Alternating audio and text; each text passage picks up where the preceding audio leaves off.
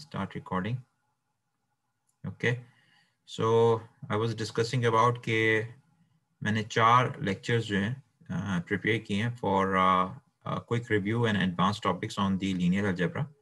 So we covered linear algebra, the basic review last time.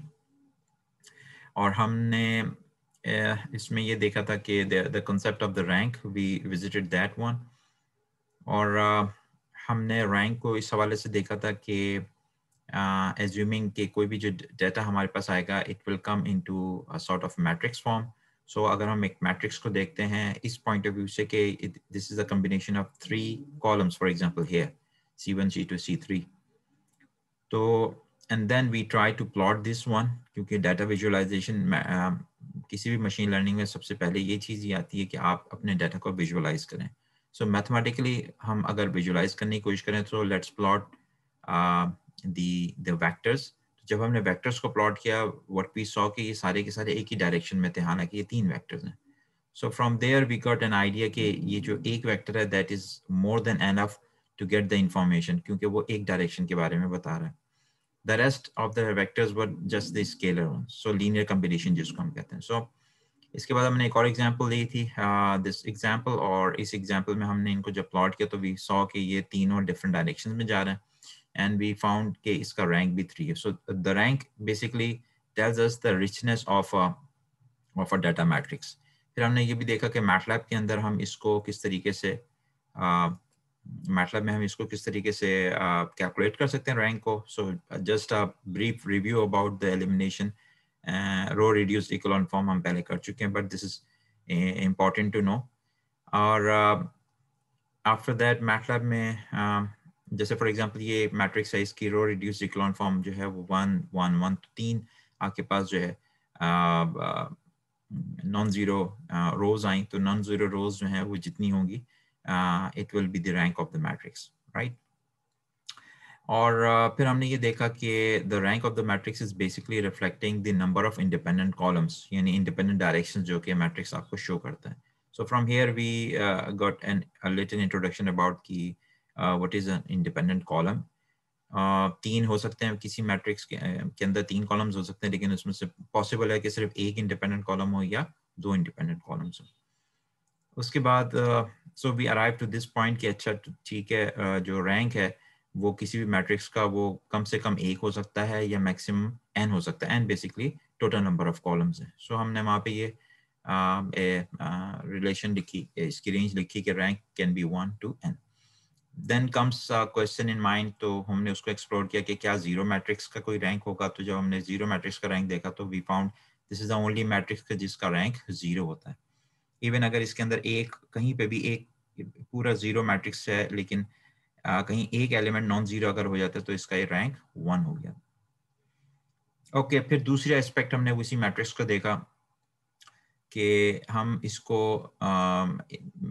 जो columns, इसकी जो matrices हैं, इसकी जो कॉलम्स हैं, उनको क्या हम दूसरों की कॉम्बिनेशंस में देख सकते हैं जैसा पहला केस था. सो व्हाट वी फाउंड कि ये जो the sum combination is basically called the linear combination.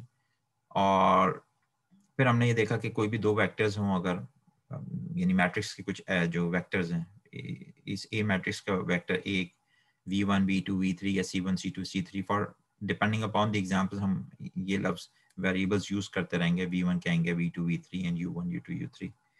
So in 2 vectors पे हम क्या ऑपरेशंस कर सकते हैं, इन पे हम स्केलर मल्टीप्लाई कर सकते हैं किसी भी वेक्टर के साथ, फिर वेक्टर्स को ऐड कर सकते हैं. तो दीज आर पॉसिबल, 3v निकालना है, 5v2, these are different vectors. फिर इनकी एक कॉम्बिनेशन का मतलब ये है कि आपको 2 वेक्टर्स को आपस में, कॉम्बिनेशन का मतलब है कि you are combining more than 1 vector. तो जब आप 2 वेक्टर्स को कंबाइन कर रहे हैं या कोई स्केलर ऑपरेशन कर रहे हैं या ऐड कर रहे हैं, तो we arrive to the another vector. ये हमने फिर देखा. और विद आवर प्रीवियस नॉलेज कि हमने ये देखा कि अच्छा एक वेक्टर v1 है, इसको आपने 3 से मल्टीप्लाई कर दिया तो दिस बिकम्स 3v1. फिर इस वेक्टर की हेड टू टेल रूल भी आप देख सकते हैं कि हमने एक और वेक्टर जब इसके साथ ऐड किया तो वी फाउंड अनदर पॉइंट, हम किसी और पॉइंट पे we reach to another point 4 5. तो ये इंडिकेट कर रहा है, 4 5 इंडिकेट कर रहा है एक और वेक्टर जो कि 3v1 + v2 है. इस तरीके से हमने ये देखना शुरू किया कि v1 वेक्टर और v2 वेक्टर को अगर हम किसी तरह कंबाइन करें, जैसे यहाँ कंबाइन किया 3 को v1 से मल्टीप्लाई किया और ऐड कर दिया v2 में, so we arrive to another vector, तो रिजल्टेंट भी एक और वेक्टर आया 4 5। ये 4 5 वो चीज़ है, ये 4 5 जो है इसको अगर हम इंट्रोड्यूस कराने अपने मैट्रिक्स के अंदर तो we arrive to this sort of matrix. तो इस तरह से आपके पास बढ़ते जा रहा है। तो 4 और 5 basically a combination of the first two vectors. इसको मैंने इस तरह से भी लिखा कि लेट मी यस, सो इसको हमने इस तरह से भी लिखा कि असल में जो ये वेक्टर है it is a combination, linear combination of this, it's a function of v1 v2 जो कि बेसिकली क्या है, ये है 3v1 plus v2। So from here we start talking about कि अच्छा फंक्शंस भी हैं। इसको हम इंशाल्लाह जब लीनियर अलजेब्रा का ये जैसे ही ख़त्म होता है, ये इसके अगेंस्ट जो है मैं आपको कनेक्ट करके दिखाऊंगा कि कहाँ पे लीनियर अलजेब्रा ये चीज़ जो है आपको न्यूरल नेटवर्क के न्यूरॉन्स में कहाँ नज़र आएगी। So this linear combination I want to just quickly go through the last lecture. फिर then we introduce this thing कि अच्छा ठीक है, अगर हम दो वेक्टर्स को मल्टीप्लाई और डिवाइड कर सकते हैं, मल्टीप्लाई और ऐड कर सकते हैं, तो इसका मतलब है कि बहुत सी पॉसिबिलिटीज़ हैं। सो इन्हीं दो वेक्टर से मैं हंड्रेड्स और thousands of possible vectors generate कर सकता हूँ। ठीक है, फॉर एग्जांपल मैं एक दफ़ा ये कर दूँ v1 प्लस v2, फिर एक दफ़ा मैं कर दूँ 2v1 plus v2, then 3v1 plus v2, then 4 and so on 100 v1 plus v2। तो ये इटसेल्फ जो है व्हाट आई हैव जनरेटेड, मैं तकरीबन 100 नए वेक्टर्स बना चुका हूँ जो स्पैन हो जाएंगे इसी में। इसी तरह से I can continue and I can say for example v1 plus 1 times v2, then v1 plus 2 times v2 and so on। इस तरीके से और आप 3v1 plus 6v2 and randomly, so any random number और उसको v1 से multiply करें, फिर एक और रैंडम नंबर हो और उसको आप v2 से मल्टीप्लाई करें और इन दोनों को ऐड कर दें, so we will arrive to another vector, so randomly we will। तो ये जो ऑल पॉसिबल कॉम्बिनेशन है, लीनियर कॉम्बिनेशन है, उससे फिर एक कॉन्सेप्ट आया कि असल में ये जो v1 है और v2 है ये बेसिकली एक स्पेस को स्पैन कर रहे हैं, तो उसको हमने कहा वेक्टर स्पेस, या जो कि ये दो कॉलम्स हैं तो इनको हम नॉर्मली कॉलम स्पेस कहते हैं। अगर आपके पास नंबर ऑफ कॉलम्स जो टोटल हैं मैट्रिक्स के अंदर, यानी for r equals to n, अगर ये पॉसिबल ये हो जाए तो इसका मतलब है कि आपके पास कॉलम स्पेस जो है वो पूरी की पूरी आपकी सारे के सारे इंडिपेंडेंट वेक्टर्स हैं और वो उनसे भरी भी है। सो अच्छा, इसके बाद फिर we introduce to the vector space. Vector space basically ये सारी की सारी वो पॉसिबल कॉम्बिनेशंस हैं जो आपके पास इन वेक्टर्स के हिसाब से पॉसिबल होगी। अच्छा, vector space something very interesting. Vector space में और कॉलम स्पेस में थोड़ा सा फ़र्क है। फॉर एग्जांपल अगर मैं इसको थोड़ा सा हो सकता है नेक्स्ट टाइम भी हम डिस्कस करें किसी अकॉर्डिंग टू द क्वेश्चन। इसमें अगर मुझे किसी एक पॉइंट पे जाना है, ठीक है, तो इफ दिस इज तो मुझे इसमें x में ट्रैवल करना पड़ेगा, लेट्स से दिस इज 2 और y में ट्रैवल किया तो ये 1 है, दिस में भी 1, देन दिस में भी 2, दिस में भी 3। सो इस पॉइंट का जो है इसमें मुझे 2 और सॉरी इसमें मेरे पास जो वैल्यूज आएंगी दे विल बी 1, सॉरी 2,1 सही था। और यहाँ पे जो दूसरा वेक्टर है हमारे पास दिस इज लेट्स से 1,2। तो दिस इज बेसिकली व्हाट, इसमें जो वेक्टर स्पेस है वो है ऑफ द पावर 2। लेकिन अगर मैं इसी तरह से कोई और वेक्टर सोचूं x, y और z, और उसमें भी मैं कोई दो वेक्टर्स ड्रॉ करता हूँ, ठीक है, सो दीज वेक्टर्स में भी अच्छा इसमें अब मुझे कितनी, this vector will have 3 components 2 1 and the third column will be added here as let's say 2, ये z। इसी तरह और हमारे पास जो दूसरा वेक्टर है इसमें भी we will have 1 2 और जो तीसरी वैल्यू है z की, it will be introduced, let's say it is 2. so this z component, तो नंबर इस बेसिकली इसमें आपके पास जो अब इसकी जो वेक्टर स्पेस है it becomes like 3. so जो वेक्टर स्पेस है इसकी जो डायमेंशन है वेक्टर स्पेस की dimension, it is basically the number of components that you need to reach one point or represent one point. So इसकी जो है वो तकरीबन है 3. It means m. Okay, what I am talking about n, और ये हम जहन में रखें कि जब हम चीज की बात कर रहे हैं वो है a matrix A of mn. इसकी m rows हैं और n columns हैं. ठीक है, so please be careful. इसको vector spaces को, this is a little different from the column space. ठीक है, of A. ओके इसके बाद फिर वी डिस्कस अबाउट कि ये 1 डायमेंशनल है, 2 डायमेंशनल है, 2 कंपोनेंट्स हैं. Okay further the same thing goes on, जो अभी मैंने आपको बताई है इसको आप गो थ्रू कर लीजिएगा. And then we went to the combination. This is an example जो लास्ट टाइम हमने की थी. द सेम फ्यू एग्जांपल्स इस सिस्टम में. फॉर एग्जांपल आपके पास जो है for this A matrix, is A matrix के अंदर we have the third column is the linear combination of C1 and C2. लिहाजा इसकी जो कॉलम, जो इसका रैंक है या इसकी जो कॉलम स्पेस है, it is 2. कॉलम स्पेस इसकी जो है वो it is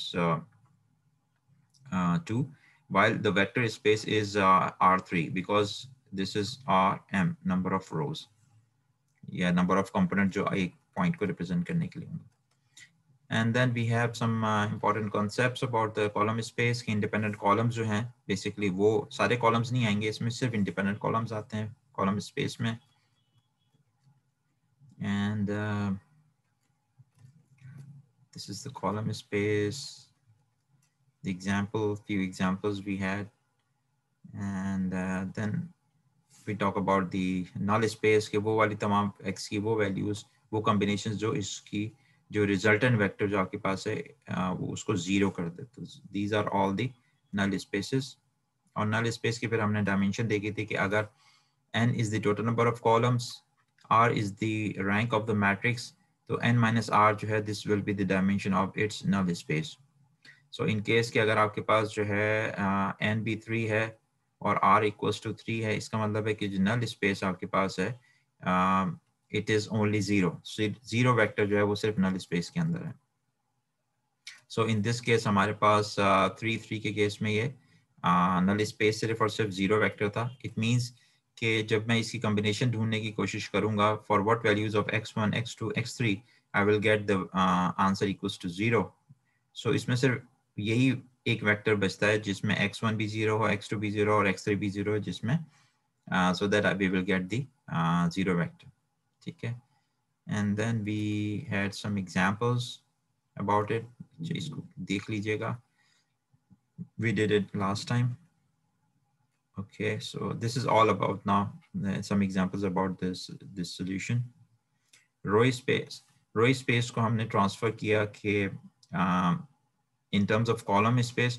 तो A वेक्टर की जो रो स्पेस है, इसको मैं रो स्पेस को मैं इस तरह स्टडी कर सकता हूँ कि अगर मेरे पास एक वेक्टर ए मैट्रिक्स है, लेट्स से 1 2 3 2 4 6 1 5 8, तो इसकी कॉलम स्पेस तो हमने स्टडी कर लिया. जब आप इसकी रो स्पेस को स्टडी करना चाहेंगे तो सो इट इज पॉसिबल कि मैं इसी को मैं अगर कन्वर्ट कर लूँ इसके रोज को, bring rows into columns. और ये कैसे पॉसिबल है? ये इस तरह पॉसिबल है कि अगर मैं ए ट्रांसपोज ले लूँ, जैसे आप ए ट्रांसपोज लेंगे तो इसकी कॉलम्स इसकी रोज बन जाएंगी. So this will become like 1 2 3 2 4 5 and 1 5 8. सो जितनी भी इसकी रोज थी, नाउ वी कैन सी कि इसकी जो ये जो रो नंबर 1 थी, इट इज नाउ हेयर.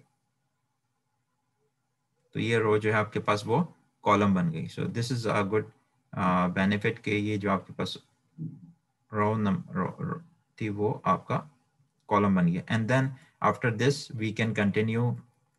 उसी तरीके से हम रो रिड्यूस इकोलॉन फॉर्म भी हम कैलकुलेट कर सकते हैं and we can figure it out कि इसकी रो रैंक कितना है. ठीक है. So this is the example. Row then there is a rank theorem जिसके मुताबिक आपकी जो इंडिपेंडेंट कॉलम्स हैं वो इंडिपेंडेंट रोज दोनों बराबर होती हैं किसी भी एक मैट्रिक्स की. If we calculate this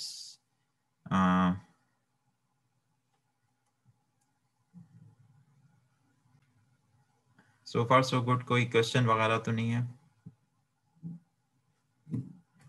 ji?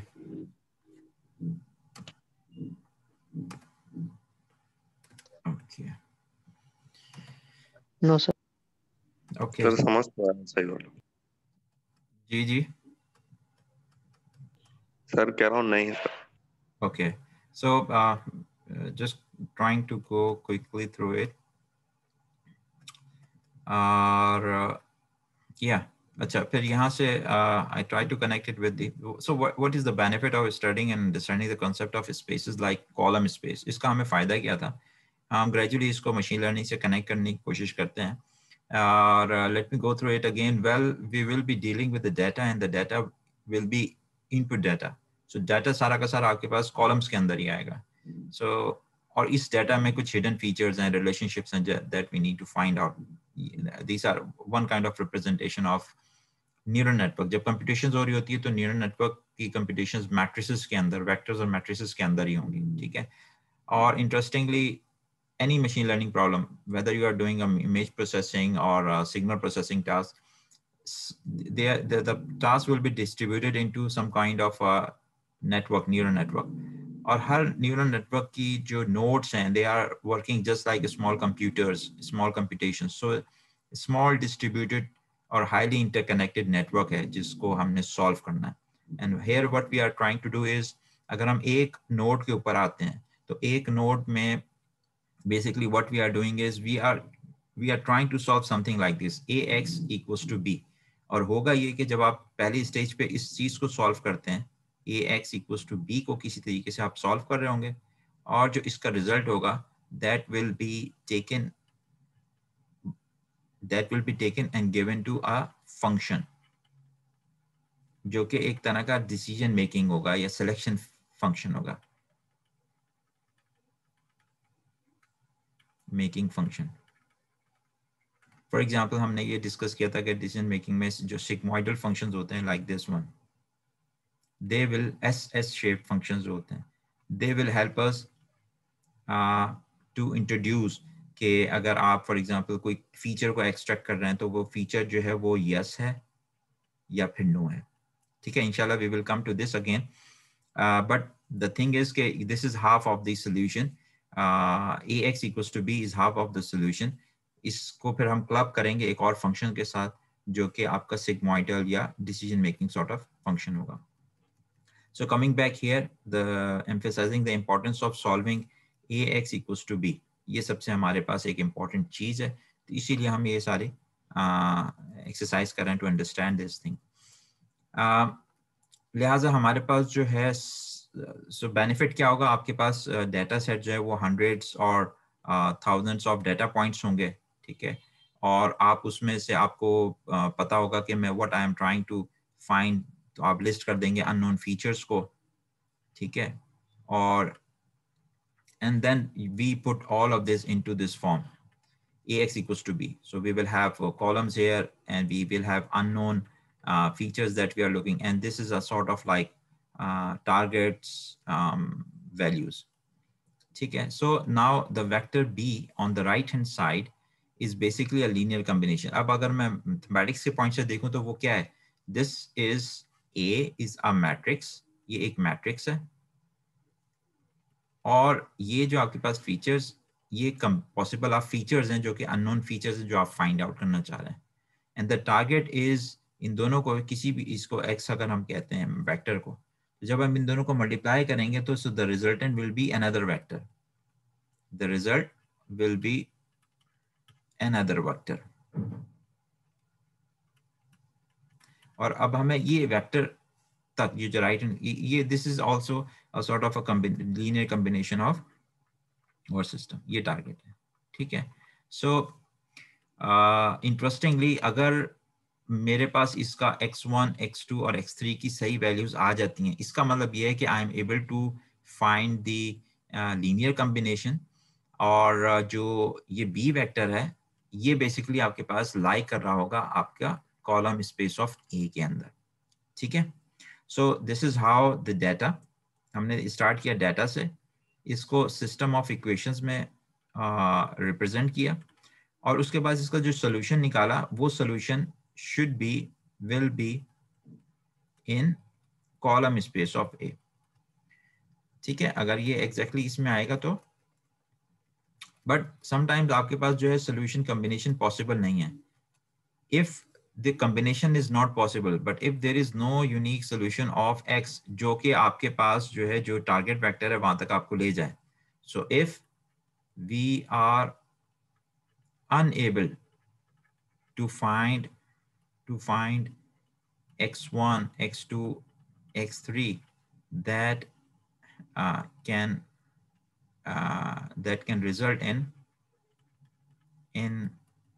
the right hand side b vector, यानी टारगेट तक अगर हम अचीव नहीं करते हैं, इन दैट केस इसका मतलब ये है कि जो इन दैट केस अब हमारे पास चीजें हैं कि हाउ टू सॉल्व इट। एक तो ये चीज है कि how to solve, how to get the best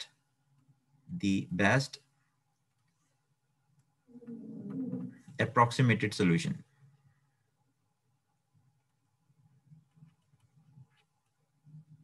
इसलिए मैं कह रहा हूं क्योंकि बिकॉज हमारे पास कोई एग्जैक्ट सोल्यूशन इसमें एग्जिस्ट नहीं करेगा, because we will not have exact solution, कोई एक सोल्यूशन नहीं होगा।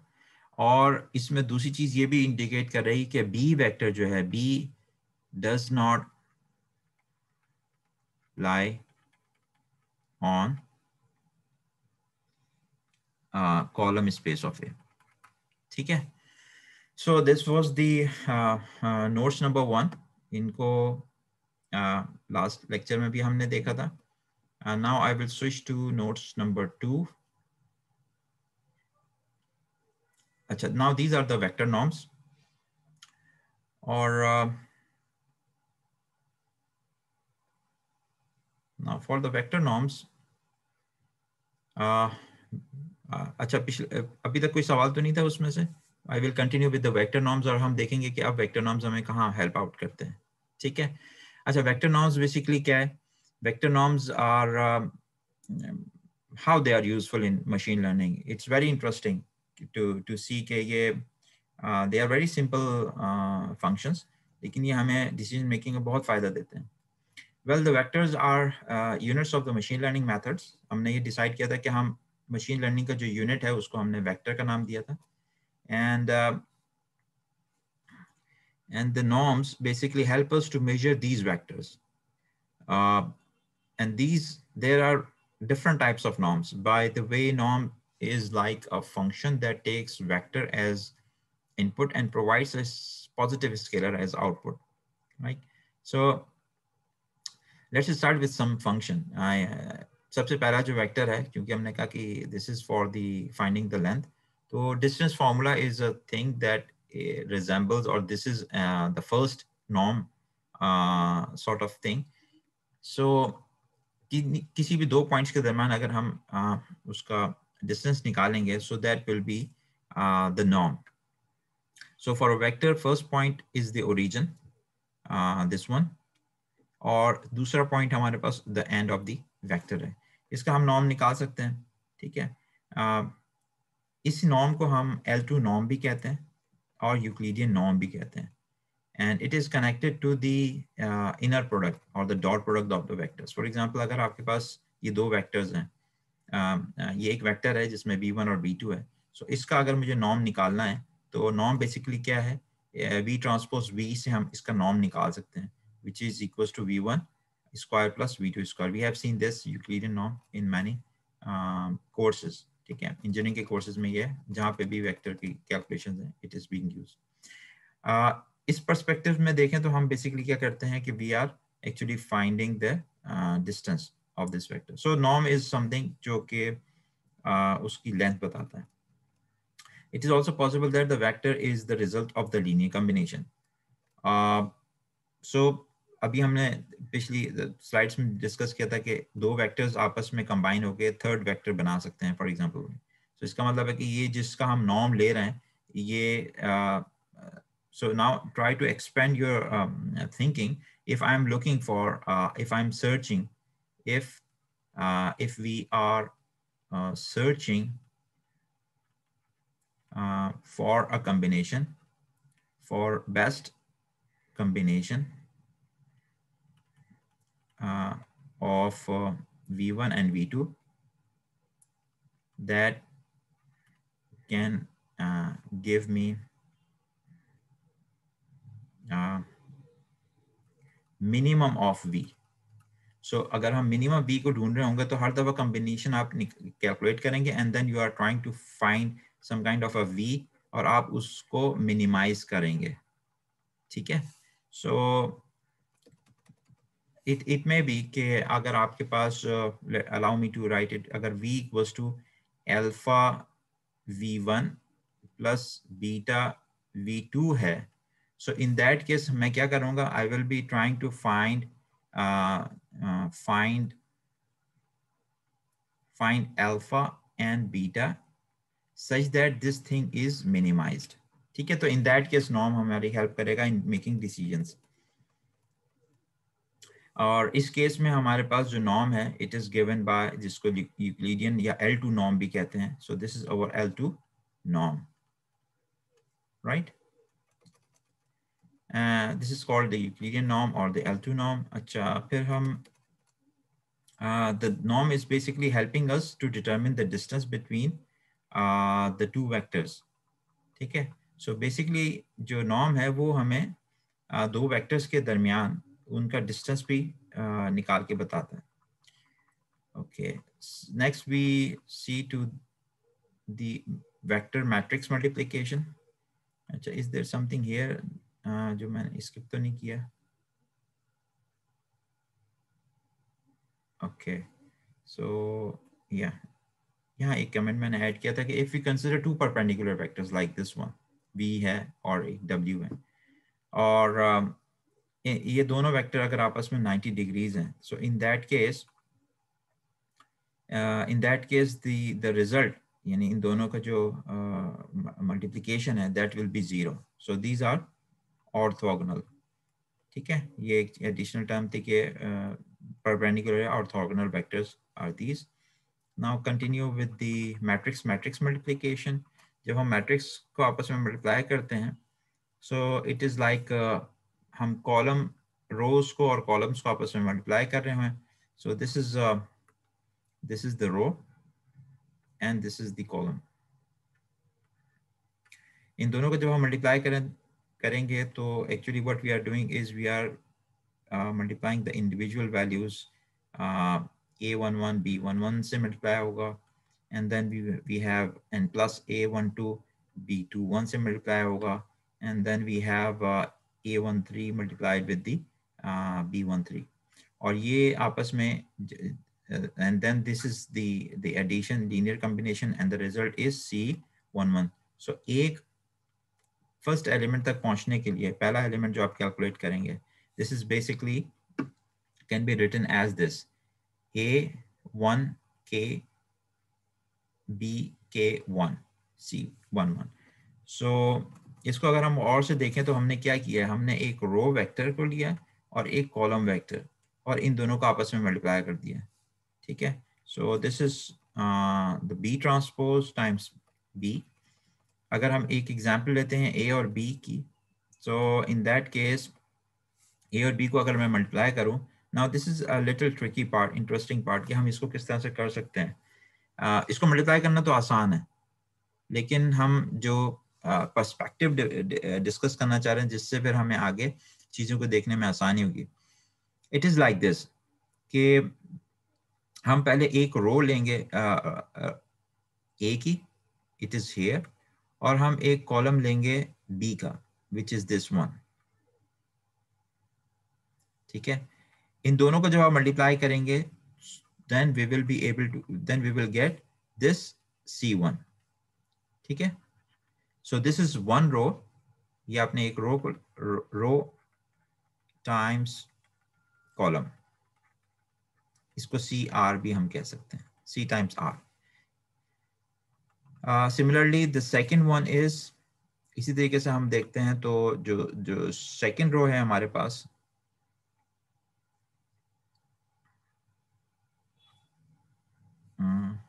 This second one,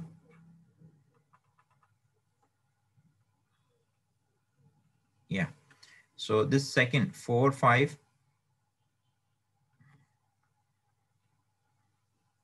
4 5 is will give us this 1 2 when it is being multiplied with the first row। ठीक है, सो इस तरह से हमारे पास ये सेकंड कॉलम, सेकंड भी आ जाएगा, C1 2, okay, and so on. ठीक है, so basically what we have done is कि हमने किया ये कि हमने रोज को और कॉलम्स को आपस में मल्टीप्लाई किया, जो हम मैट्रिक्स में करते हैं। Okay, so that was the inner product. There is another way जिसको हम कहते हैं आउटर प्रोडक्ट। आउटर प्रोडक्ट में क्या होता है, हम कॉलम्स को लेंगे और रोज से मल्टीप्लाई करेंगे। So this time I will take the columns of A and then I will take the rows of B. अब इस हवाले से अगर हम लिखें तो कॉलम इसके हैं 1 3 है, ठीक है, और 1 3, so I take 1 3 as a column, और फिर मैं अब रो लेता हूँ इसकी 2 4 and 2 4 plus now comes the second one. अब हम दूसरा इसका कॉलम लेते हैं, the second column, allow me to take it different colour, और फिर हम इसकी, और है हमारे पास डार्क, बहुत ज्यादा डार्क ही है, लाइटर इज दिस वन,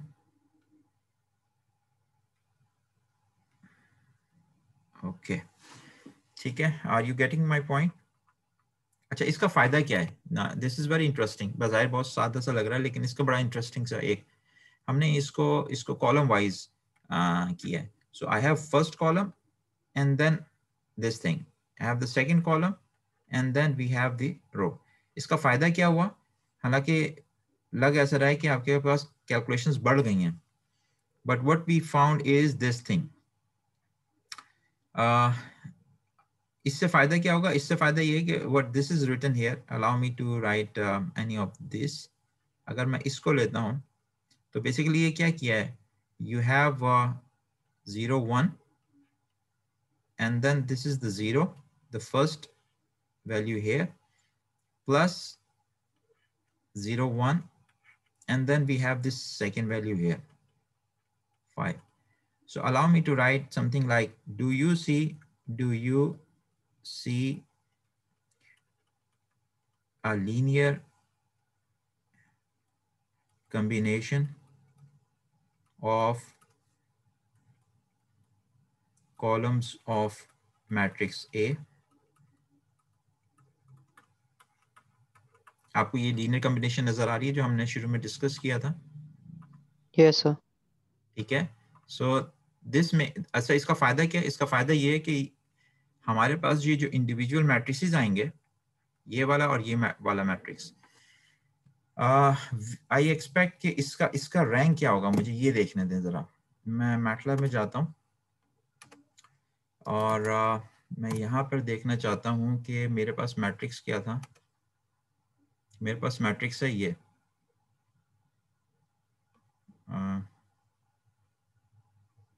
मेरे पास जो मैट्रिक्स है basically it is this one.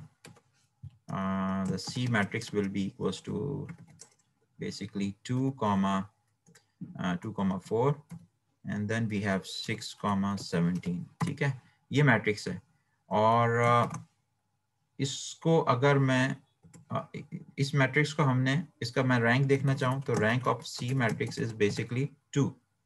सो ये जो हमारे पास मैट्रिक्स है इसका जो रैंक है हमारे पास, it is rank of this matrix let's say C is 2। ठीक है, ये फुल रैंक है, इट इज फुल रैंक, यानी इसके दोनों कॉलम्स इंडिपेंडेंट है। ओके, अब मैं ये देखना चाहता हूँ कि इस अगर मैं रिवर्स में चलूँ तो basically this was a combination of some of these two matrices. एक ये मैट्रिक्स है हमारे पास, ठीक है, और एक मैट्रिक्स मेरे पास ये है। अब मैं इन दोनों मैट्रिक्स का रैंक चेक करूंगा कि क्या होगा, right. So what do you expect कि इनका रैंक क्या होगा? Let's say it was M1, पहले वाला मैट्रिक्स में M1 कहता हूँ, विच इज 2, 4 एंड 6, 12, और दूसरा मैट्रिक्स में कहता हूँ M2 विच इज 0, 0 एंड 0, 5। अब मैं रैंक देखता हूँ M1 का, इट इज 1, और रैंक में देखता हूँ M2 का, it's 1। So this is interesting, this is very interesting, और ये इसकी एक की है समझने की कि हमने क्या किया था। हम मल्टीप्लिकेशन ऐसे कर रहे हैं कि we basically by this thing, इस तरीके से होता क्या है, हम अपने सिस्टम को ऐसे मैट्रिसेस में डिवाइड कर लेते हैं जो कि रैंक 1 के होते हैं, rank 1 matrices. This fact will reappear in some algorithms. तो अब आपके पास ये जो इंडिविजुअल मैट्रिसेस बनेंगे ये रैंक 1 के मैट्रिसेस होंगे, ठीक है। Okay,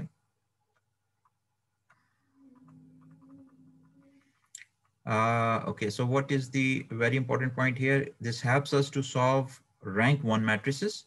We just discussed about rank 1 matrices आपके पास आ गए, और हमने MATLAB में भी इसको चेक कर लिया, ठीक है। and then the outer product is basically this form, and okay, so जब आप इसको outer product form में लिखते हैं in general, अगर A के मेरे पास कॉलम्स हैं मैट्रिक्स A के, और B के आपके पास जो है रोज हैं B की, सो दिस थिंग जो पहले एलिमेंट को अगर हम मल्टीप्लाई करते हैं, it will give me a matrix,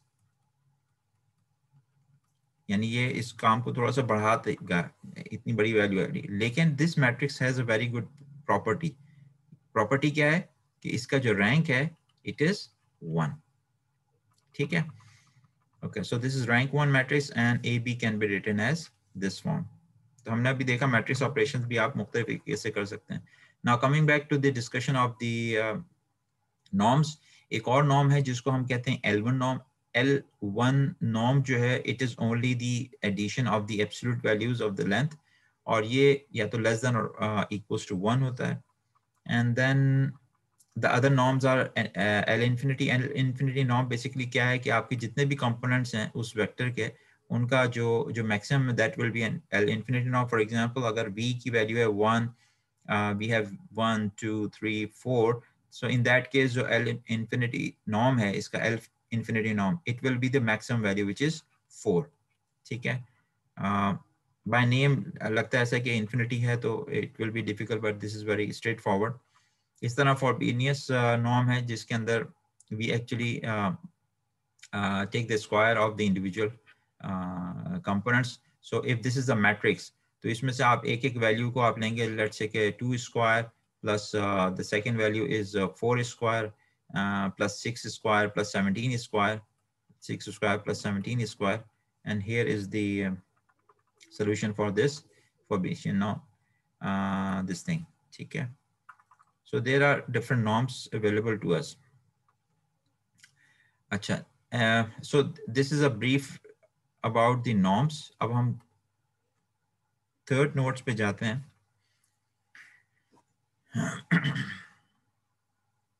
Basically ये काफ़ी चीज़ें हम क्लास में कर चुके हैं, लेकिन now I thought it is better कि इनको मैं in written with some examples add करूँ, so that I can put some homeworks और exams के अंदर इसको हम solve करें practically. So now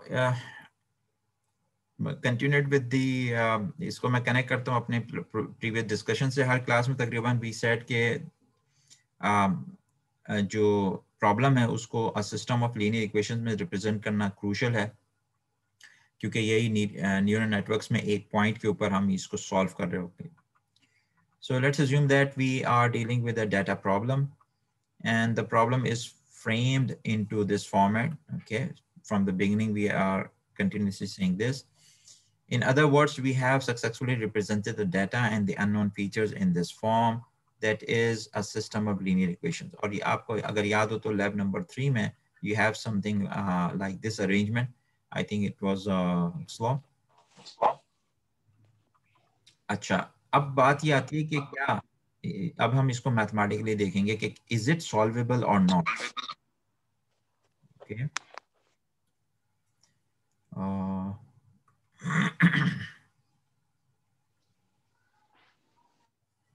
okay, so far so good. कोई क्वेश्चन तो नहीं है. I am trying to go simply and in detail, you can follow.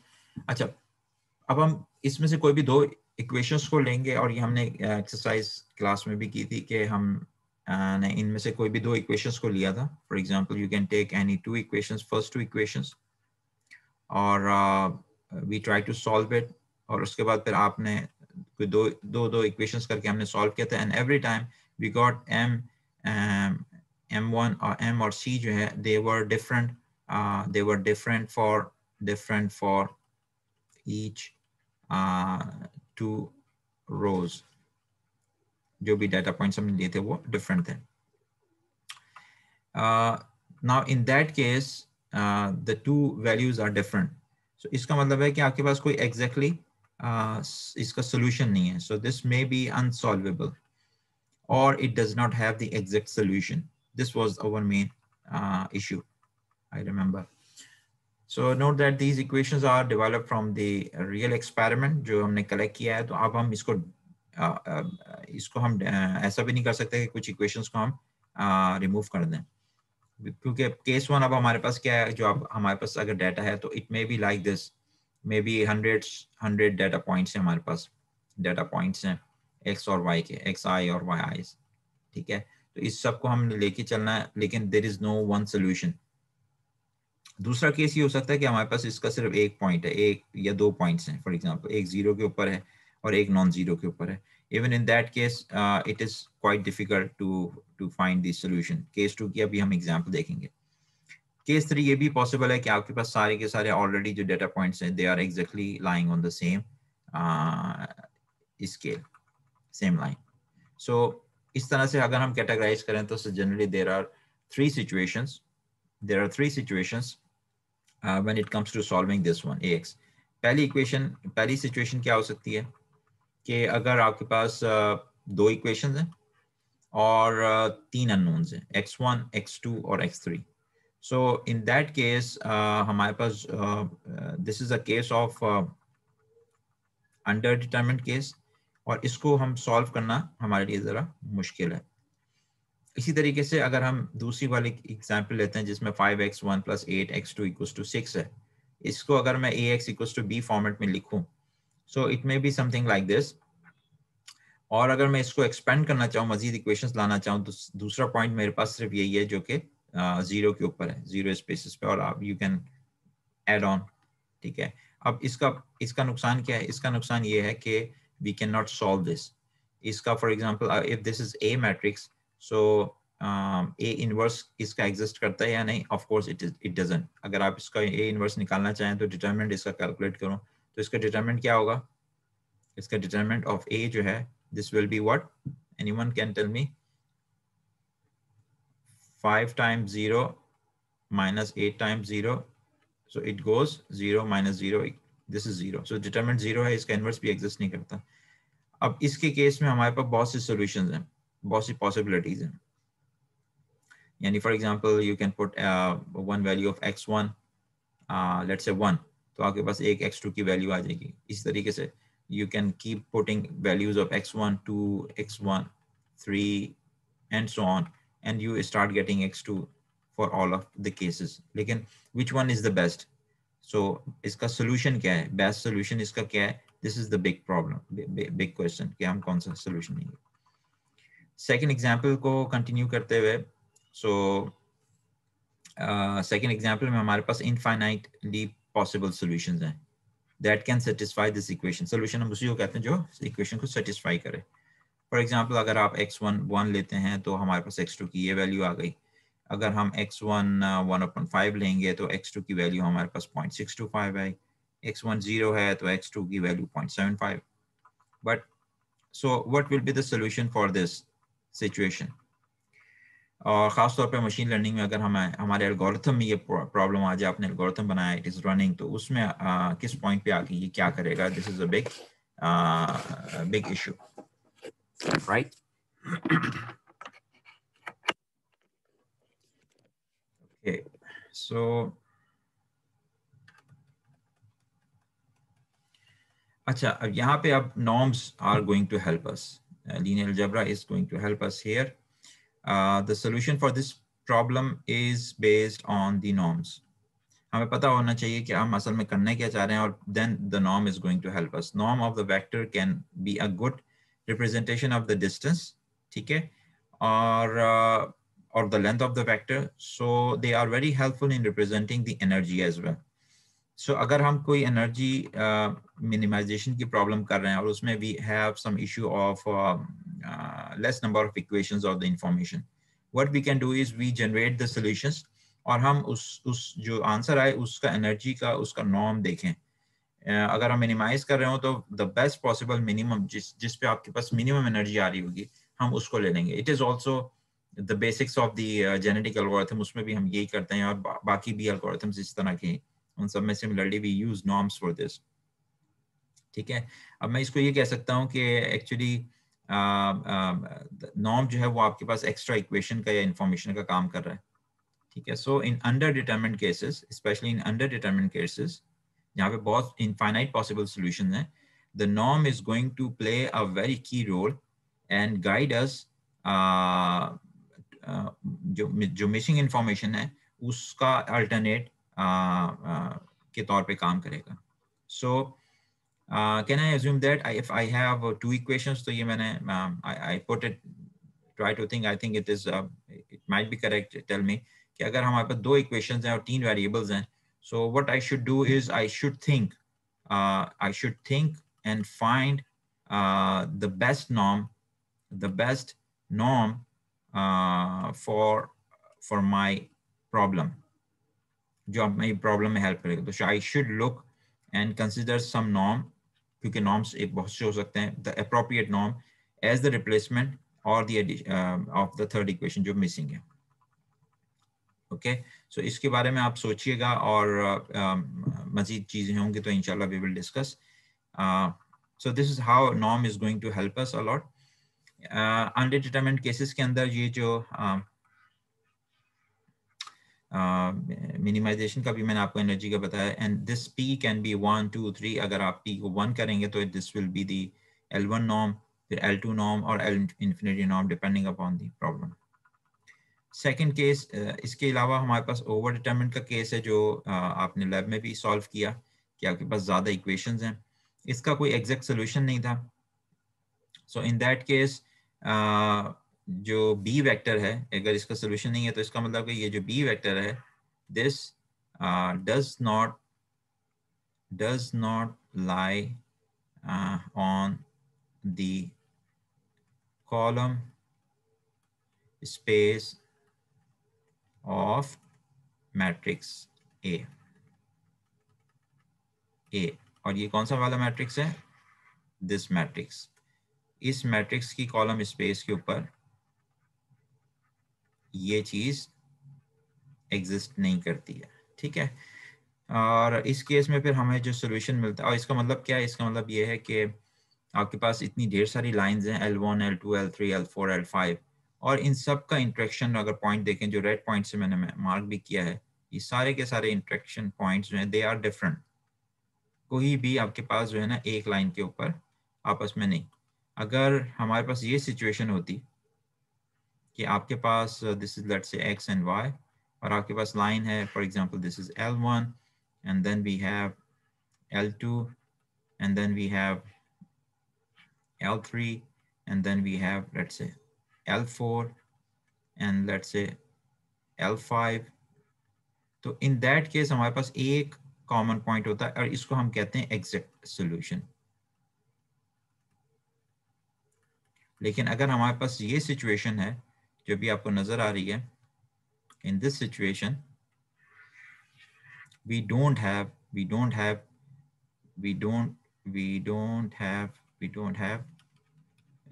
exact solution। ठीक है, let me see how much is remaining। okay, so from here you can go, I think the time is कितना time रह गया हमारे पास lecture का? should I continue? What did you say? Because time is almost, we spend like 50 minutes, तो if you want I can continue, वरना फिर इसको next time से continue करते हैं। सर नेक्स्ट वीक कंटिन्यू करते हैं। okay, next class please. ठीक है, मैं इनको अपलोड कर दूंगा, इनको देख लीजिएगा। Okay, thank you very much. Thank you sir, Allah Hafiz. Thank you sir.